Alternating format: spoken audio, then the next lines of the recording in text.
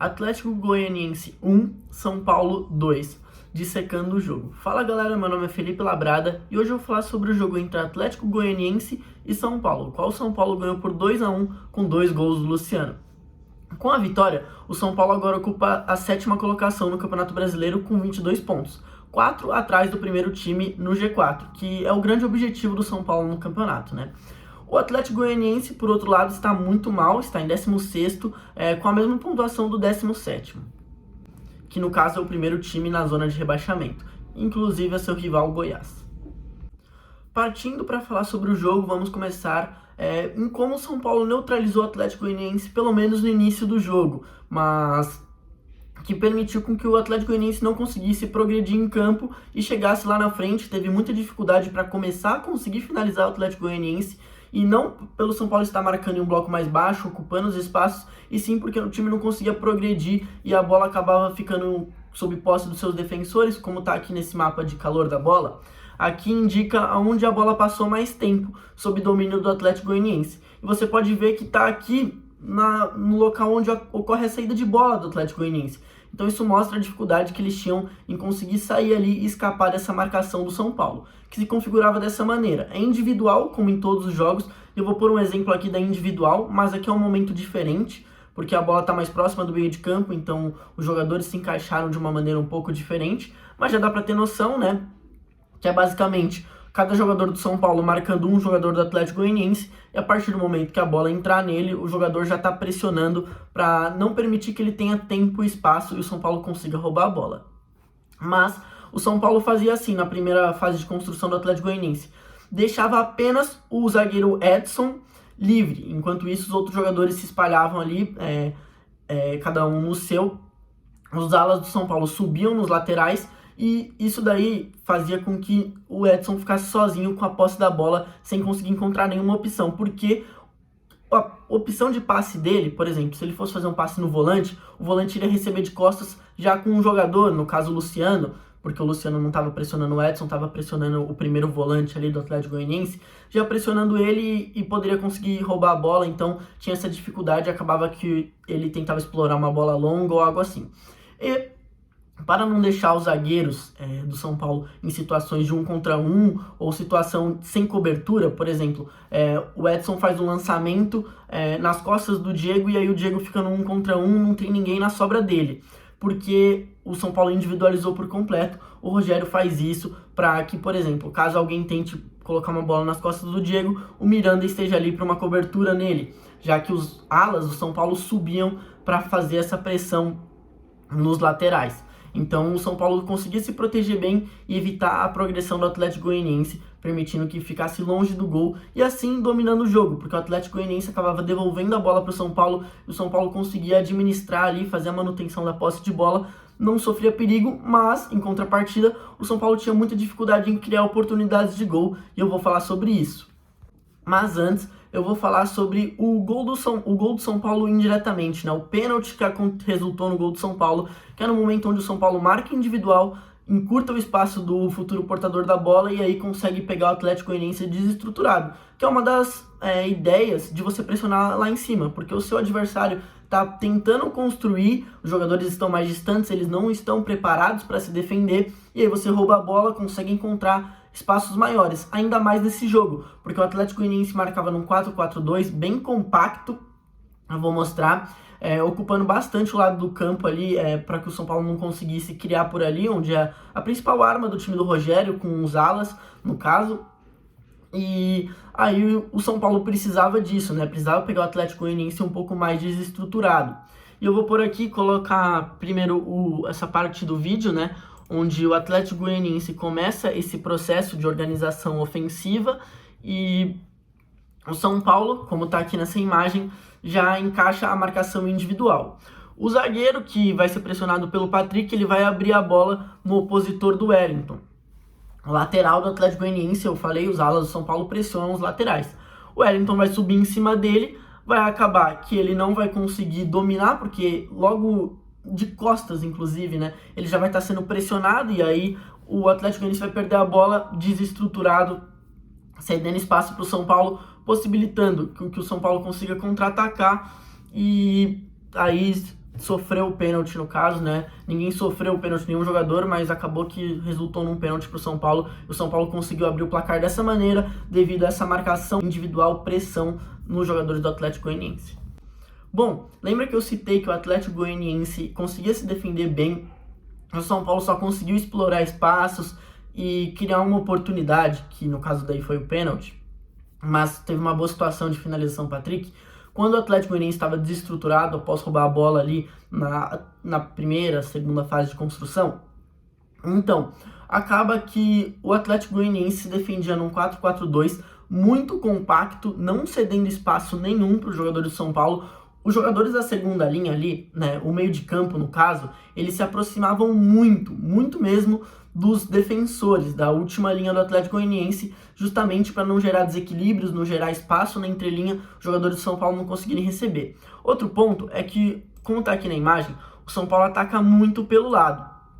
Isso daí não é novidade, né? E os jogadores do Atlético Goianiense povoavam esse lado do campo. E pelo São Paulo não ter nenhum ponta, acabava que o ala ficava ali meio que sozinho, mas o meio-campista, por exemplo, o Patrick, dava essa opção para o Wellington. Mas aí que tá, pelo Atlético Goianiense estar muito compacto, o meia-direita, por exemplo, do Atlético Goianiense, acompanhava o Wellington, o meio-campista ali, volante, no caso, acompanhava o Patrick e gerava mais um jogador do Atlético Goianiense. O lateral estava ali também como uma sobra. Então acontecia que o São Paulo tinha inferioridade numérica e não conseguia progredir, porque os jogadores do Atlético Goianiense sempre tinham uma sobra. Então passou por um, já tem outro, fazendo essa cobertura. E aí, tirando espaço dos jogadores do São Paulo, o São Paulo não conseguindo gerar nenhuma oportunidade de gol pelo lado. A única oportunidade de gol, que nem é tão clara assim, é um cruzamento melhor que aconteceu, podemos falar assim, é um cruzamento do Wellington dos 3/3. Ele cruza um pouco antes, ali um pouco antes do bico da área até. E aí é como o São Paulo consegue, porque o São Paulo não consegue chegar no fundo para cruzar, tem bastante dificuldade porque o Atlético Goianiense povoa muito ali, aquela região. Eu vou até mostrar essa imagem aqui, ó. Olha aqui, o São Paulo tinha esse espaço que poderia explorar pelo meio, justamente porque muitos jogadores se concentravam ali na região lateral, no corredor lateral do campo, para impedir que o São Paulo conseguisse criar alguma oportunidade por ali. Olha aqui, são 5 jogadores que estão caindo mais por esse lado direito do Atlético Goianiense e lado esquerdo do São Paulo. E acaba que a bola aqui sobra para o Luciano, ele ajeita para o Igor Gomes, mas o Igor Gomes acaba não finalizando mesmo com o espaço que ele tinha e tenta fazer um passe no Luciano, como eu vou mostrar aqui no vídeo, né? Tá aí o vídeo para vocês verem, o São Paulo não consegue explorar esse espaço pelo meio, que era por onde o São Paulo poderia ter conseguido criar mais oportunidades de gol, já que o lado do campo estava muito povoado e os jogadores do São Paulo não conseguiam gerar nenhuma oportunidade por ali. E esse espaço acaba sendo cedido justamente por isso, porque muitos jogadores se deslocam pelo meio, mas o São Paulo não conseguia aproveitar. Aqui falando até pelo lado direito, quando o São Paulo tentava chegar pelo lado direito, que é bem menos que pelo lado esquerdo, vou pôr aqui na tela até, olha como o São Paulo chega, entra no último terço, mais pelo lado esquerdo. Acontece que no lado direito o Igor Vinícius fica muitas vezes sozinho, porque o Igor Gomes fica um pouco mais na contenção, caindo um pouco mais para o meio, e o Igor Vinícius fica sozinho. Ele ficava sozinho contra o meia esquerda do Atlético Goianiense, e daí esse cara tinha a sobra do lateral, então tinha muita dificuldade em chegar na profundidade pelo lado direito. Uma estatística interessante do Thomas aqui, Thomas Futebol no Instagram, né, é que o São Paulo entrou no último terço, que é muito importante, é a região onde saem mais gols, ali a profundidade, né, praticamente na área do Atlético Goianiense, não na área, a entrada na área tem aqui também essa estatística, mas é no último terço, ali é aquela região do campo, né, fazer uma demarcação até para todo mundo conseguir identificar. O São Paulo entrou 27 vezes naquela região, o Atlético Goianiense, como ferramenta de exemplo, entrou 42 vezes. Aí você vai olhar os outros times, o São Paulo foi o terceiro pior na rodada, só na frente de Inter, que entrou 17 vezes, e do Atlético Paranaense, que entrou 24 vezes. Ainda falta o jogo do Red Bull Bragantino e do Botafogo, mas tá aí a estatística, o São Paulo foi um dos piores times na questão de entrar no último terço, muito provocado, não pela falta de qualidade do São Paulo, mas pela compactação das linhas do Atlético Goianiense, como eles não cediam espaço, marcava no 4-4-2, certo? 4-4-2 tem o poder de, quando tá bem compacto, inclusive, fechar essa lateral do campo, porque os jogadores estão distribuídos em uma linha grande, né? E para salientar, é justamente por isso que o Caleri não consegue marcar gols. Tinha vários jogadores ali na área, quando a bola vinha num cruzamento, tinha muitos jogadores do Atlético Goianiense contra ele, que não é dos atacantes mais altos. Ele tem esse poder de fazer gol de cabeça, mas é de uma maneira um pouco diferente na maioria das vezes. Ele precisa de uma bola um pouco mais de meia altura, ou uma bola que vem exatamente nele, entre os zagueiros, e não quando ele vai disputar com um zagueiro que muitas vezes é mais alto do que ele. E aí, essa dificuldade do São Paulo em criar oportunidades passa por essa seca de gols que ele está tendo no Brasileirão, no caso, porque ele marcou na Sul-Americana no meio de semana, né, na quinta-feira, mas no Brasileirão ele não marca alguns jogos já. A última vez que ele marcou foi contra o Curitiba. A partir do gol do São Paulo e até do Atlético Goianiense, porque o Atlético Goianiense faz o gol logo na sequência de pênalti,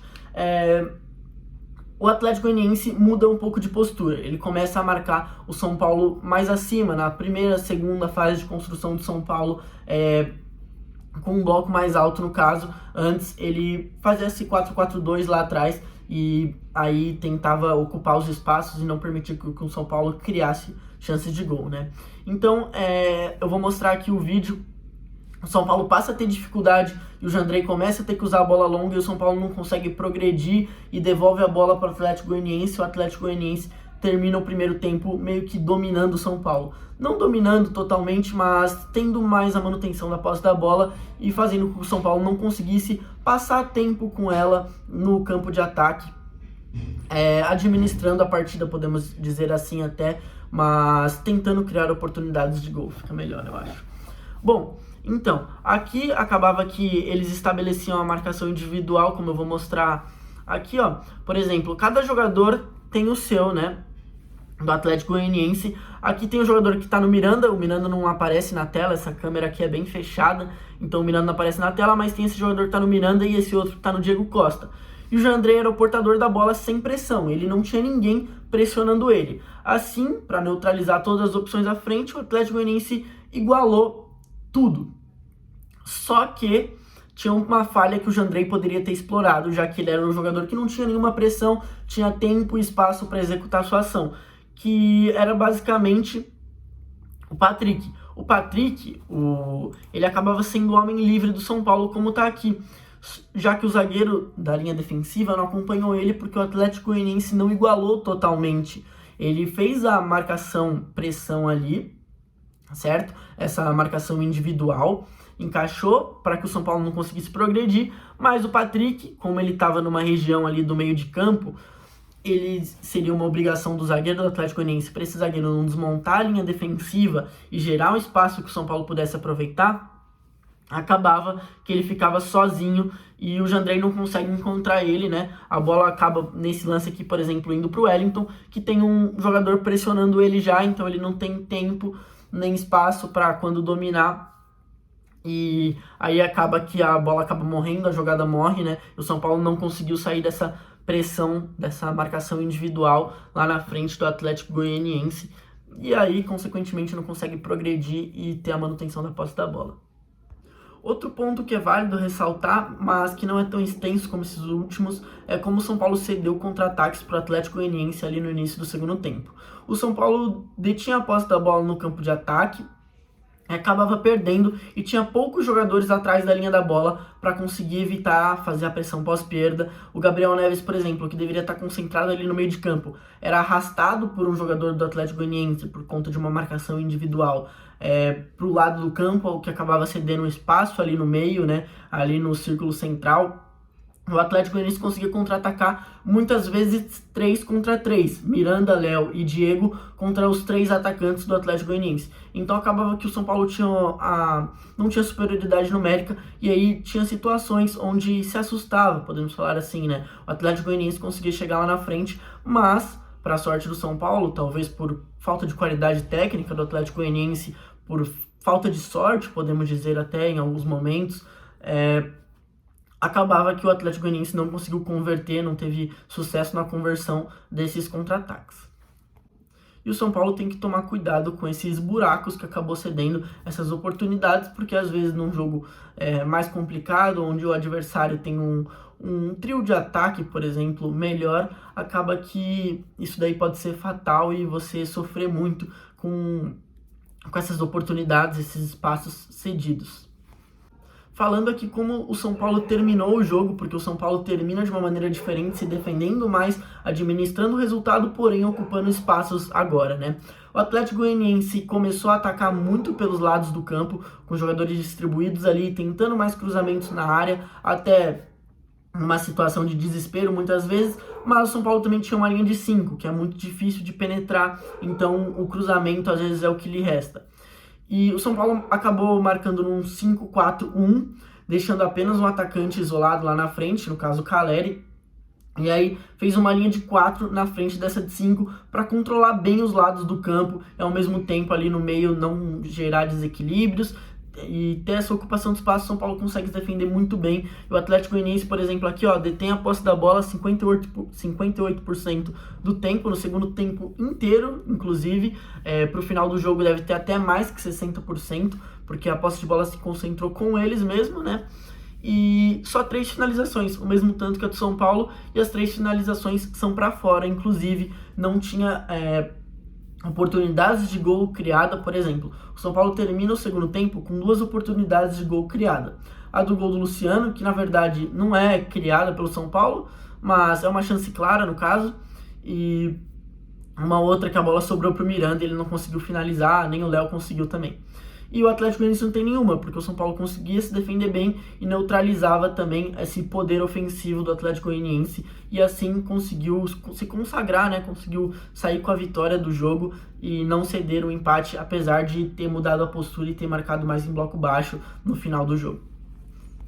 Tanto que aqui, voltando para as estatísticas do Thomas, né? Olha aqui, como o Atlético Goianiense entrou muito mais vezes no último terço do que o São Paulo, 42 vezes contra 27, mas a entrada de bola na área é muito similar, 14-9, isso sem contar que muitos são cruzamentos que muitas vezes vão lá para o outro lado da área, o jogador consegue dominar e configura isso, então nem sempre são de boa qualidade, porque o São Paulo conseguia se defender muito bem com uma linha de 5 e outra de 4, ocupando espaço ali, não cedendo chances, não cedendo buracos, diferentemente do momento do contra-ataque que eu falei lá, que o São Paulo entregou oportunidades, né?